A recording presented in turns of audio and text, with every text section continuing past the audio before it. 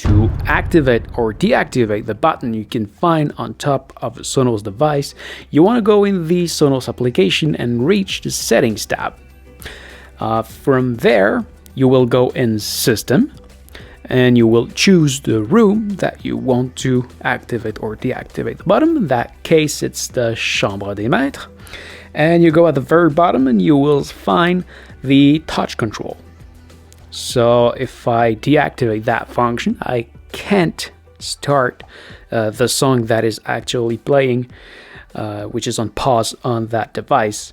And if I reactivate it, well, as you can see, the song just start playing. I can now raise the volume, but if I deactivate the function,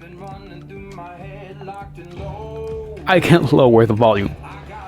I can do it on the app, but not on the device itself, unless I go back to settings and reactivate that function.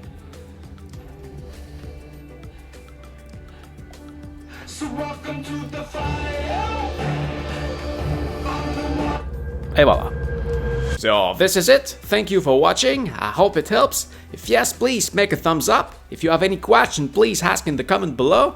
I may simply answer you or even maybe make a video just for you.